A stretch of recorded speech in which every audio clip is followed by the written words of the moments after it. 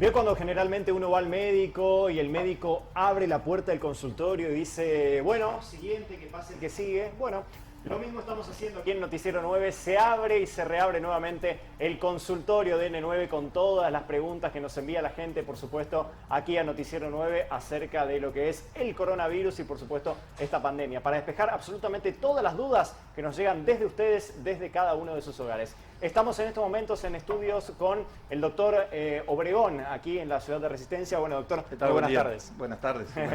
¿Cómo le va? Bien. Bueno, muchísimas gracias, doctor, por estar presente. Abrimos la puerta del consultorio, doctor, ¿le parece? Así es, no hay problema. Buenísimo. Empezamos con algunas de las preguntas que nos llegan de los televidentes, doctor. La primera pregunta tiene que ver, obviamente, todo con el coronavirus, ¿no?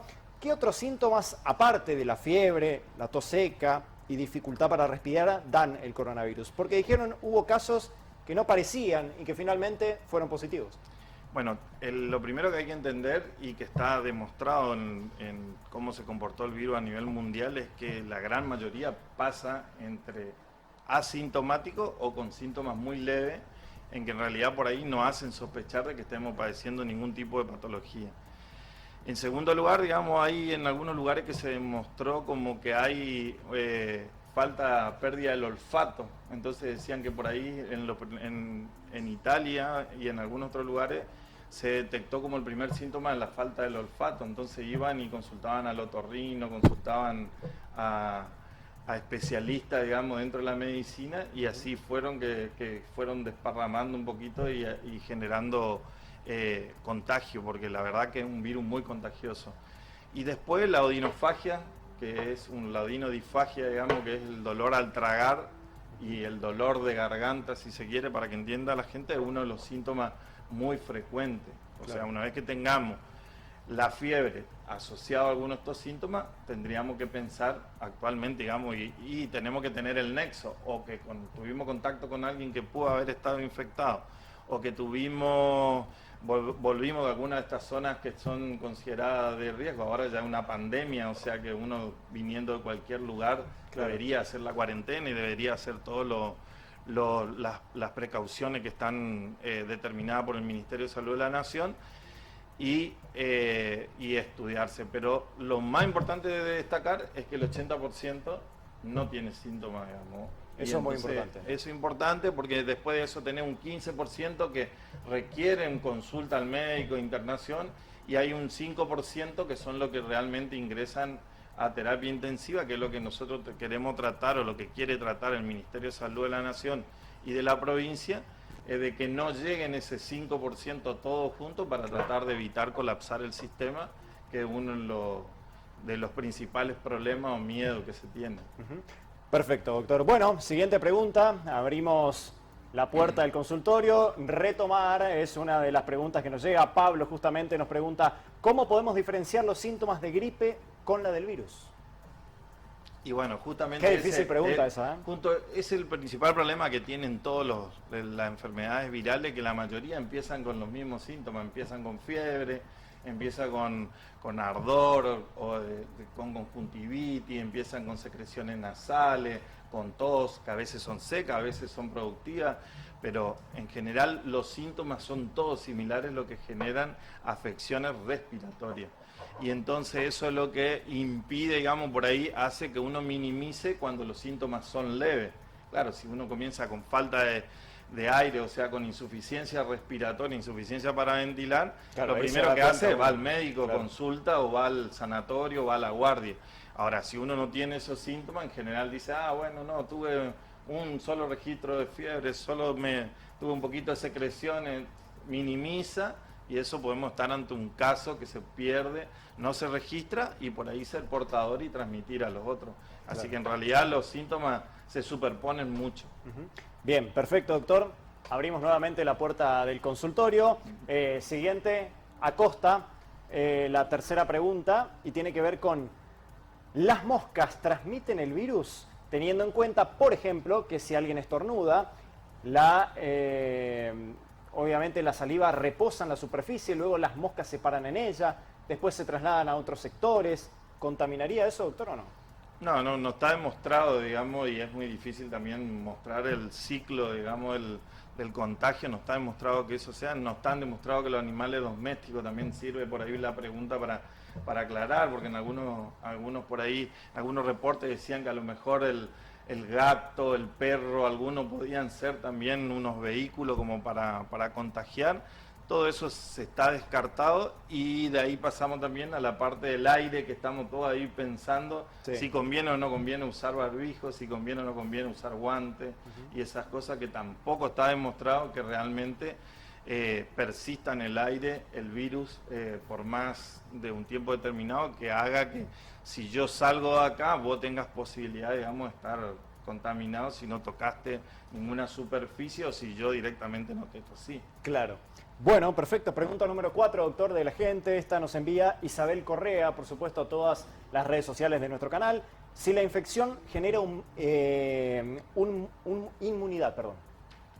Bueno, eso yo decía el otro día, irónicamente, digamos, decía, mirá, bueno, nos pasó lo que pasa en el Perrando, decíamos, ya muchos están terminando su cuarentena, volverán a trabajar, digamos, tendrán inmunidad y justo comienzan a salir comunicaciones y publicaciones en alguna revista donde hay reinfección en muchos pacientes. Claro. O sea, lo padecieron, estuvieron y por ahí por alguna situación, en el caso del personal de salud va a ser más particular porque va a seguir estando expuesto. Y existen y está demostrado que hay reinfecciones y ahí es donde tenemos que ver si realmente la inmunidad cómo actúa en estos casos. Es decir que si tuviste obviamente coronavirus, eso no te va a hacer más fuerte para después. No, eso no está la garantizado. idea sería, digamos, que si de alguna forma vos detectaste cuál fue la forma en la que te contagiaste, que tomes todas las precauciones que están escritas, que están establecidas, para que nosotros tratemos de evitar frenar lo que es la curva de crecimiento del número de casos positivos. Claro, exactamente. Bueno, siguiente pregunta entonces, doctor. Antonio Díaz nos pregunta, buen día, una consulta. No hay mucha información sobre la efectividad del vinagre de alcohol sobre el virus. Pregunta, ¿se puede usar como desinfectante de alimentos y superficies? Y el vinagre depende de la concentración, es muy difícil, todos los elementos que se usan en forma comestible tienen, digamos, las concentraciones para que no sean tóxicas, digamos. Entonces, la concentración son mínimas y vos a su vez diluís eso, el porcentaje de eliminar, digamos, esto, la base es el alcohol, así que claro, está bien, digamos, podría actuar como desinfectante, no es lo lógico usarlo, digamos. O sea, bien. nosotros tenemos el alcohol, tenemos la lavandina, es muy importante usar, y el hipoclorito de sodio, que es lo que nosotros usamos habitualmente, que está más fácil de acceso y que lo podemos distribuir como uso en el hogar para desinfección de la zona. Perfecto. Siguiente pregunta, doctor. Nos envía Lorena Mendoza esta pregunta y tiene que ver con ¿qué tan grave puede ser el virus para un bebé y para una persona asmática? Estuvimos viendo los reportes, en realidad la gravedad se está demostrando todo en personas mayores de 65 años, o mayores de 60 o que tienen algunas patologías. Hay unos casos reportados que decían en Estados Unidos, después hay en Italia, en España, hay de 14, 16, se están viendo reportes en otro grupo etario. En las últimas horas falleció un niño de 14 años, si no me equivoco. Años, sí. Fue la muerte más joven. Más joven, claro. Y después estuvieron viendo también en España, entre 30 y 40 años, en personas sanas, que estábamos como determinados que las personas que no tienen una patología previa deberían ser o con muy pocos síntomas o sin síntomas, asintomático la patología. Así que se están viendo cómo se desarrolla el asma, una patología preexistente que sí predispone para cualquier enfermedad virósica, en la influenza que se nos va a venir ahora, digamos, claro, las gripes comunes que tenemos todos los años, y esta también generan siempre internaciones y por supuesto también aumentan la tasa de morbimortalidad de cualquier patología respiratoria. Claro.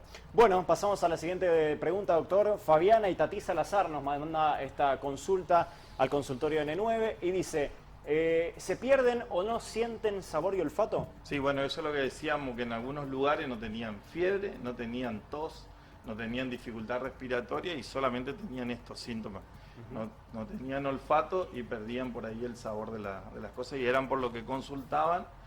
Y así fue que, digamos, no se tomaron como precaución este tipo de síntomas como para diagnosticar los casos de coronavirus. Claro. Bueno, siguiente pregunta. Esta nos envía René Daniel Vega y tiene que ver con qué medidas tienen que tomar las personas con asma. Esto que estábamos justamente comentando recién. Sí, la medida es la misma. Tienen que aislarse, tienen que tener, tratar de no tener contacto. La higiene de las manos es impresionante como una cosa tan simple. Claro. Nosotros en el hospital y a nivel del Ministerio de Salud de la provincia y nación y en realidad la OMS, todos los años tenemos el día de lavado de manos. Sí, sí, me acuerdo de haber cubierto justamente para el noticiero. Porque es tan importante y una cosa tan básica, tan simple y que previene en realidad una cantidad innumerable de patologías que nos evitan, digamos, sobre todo para los pacientes de riesgo. Estos pacientes como el asma, como la enfermedad pulmonar obstructiva crónica, sí, como cualquier otra patología que afecte en la parte respiratoria, realmente tienen que estar cumpliendo a rajatabla la cuarentena y cumpliendo las medidas de no tener contacto con nadie que esté pasando un proceso respiratorio agudo. Excelente. Bueno, siguiente pregunta entonces de la gente. Esta nos envía Gabriel Lobey. Dice, ¿considera usted, doctor, evitar tocar el pabellón auricular ya que el oído está comunicado con la garganta a través de la trompa de Eustaquio? Y bueno, eso es lo que hablábamos, y en realidad la OMS y la OPS y la Organización Panamericana de la Salud y la Organización Mundial de la Salud decían, bueno, toda la falsa protección que uno tiene por ahí con el guante y que tiene con el barbijo, porque lo que pasa es que uno dice, yo estoy con barbijo, estoy con guante, toco todo, y nosotros tenemos un gran porcentaje del día, no tocamos la cara, la oreja, la nariz, la boca, no tocamos con las manos y no tenemos esa costumbre de que antes o cada vez que hacemos algún proceso o procedimiento, vayamos a lavarnos la mano. Así que la verdad que todo tiene que ver y todo genera, digamos, un proceso de infección y es lo que lleva más este proceso de contacto y llevar a las vías aéreas el coronavirus, que es una de las cosas muy contagiosas que estamos pasando, ¿no? Perfecto. Bueno, siguiente pregunta, doctor. Mónica Martínez nos envía esta consulta y dice, si no hay fiebre, pero sí dolor de garganta y de cabeza, ¿es síntoma para alarmarse? Bueno, ahí tenemos que tomar en cuenta, digamos, que puede ser, está considerado dentro de las personas que lo están pasando asintomático con pocos síntomas la patología, pero tenemos que tener en cuenta si tuvimos en contacto en relación con alguien que fue positivo, si tuvimos o volvimos de algún viaje del exterior, digamos, ahora ya como decimos es una pandemia, así que claro, si venimos de Buenos Aires nomás tenemos que estar sí, y tomar todas las precauciones. Nosotros también lamentablemente somos un lugar donde tenemos mucho caso por millón de habitantes, así que tendríamos que tomar todas estas precauciones de aislarnos, cumplir la cuarentena y proteger a toda nuestra familia, que es lo más importante. Probablemente yo lo pase como algo asintomático, pero lo puedo pasar a mi papá o a mi mamá o a algún vecino allegado conocido que tenga una patología previa y ahí sí desencadenar una causa grave y probablemente la muerte, digamos, de algunos pacientes. Doctor, muchísimas gracias por estar acá presente en el consultorio. La verdad que es interesante, digamos, hay mucha información, digamos, que no tiene ningún objetivo en las redes sociales, uno realmente consume mucho y entran por todos lados y en general uno tiene que buscar todos los sitios oficiales como para tratar de mantener en claro cuáles son las medidas que tenemos que tener y no hay nada que reemplace el lavado de manos. Muchísimas gracias, doctor, es muy amable. Bien, así pasó entonces otra edición de Consultorio N9. Y les recordamos a todos aquellos profesionales de la salud, médicos que quieran venir justamente a aclarar las dudas de los televidentes, de los oyentes de Radio Nordeste, de los lectores de Diario21.tv, lo pueden hacer, pueden venir, pueden mandar su solicitud y por supuesto con gusto los esperamos aquí para estar resolviendo todas las inquietudes, así como lo acaba de hacer el doctor Obregón aquí en la capital de la provincia de Chaco en nuestros estudios.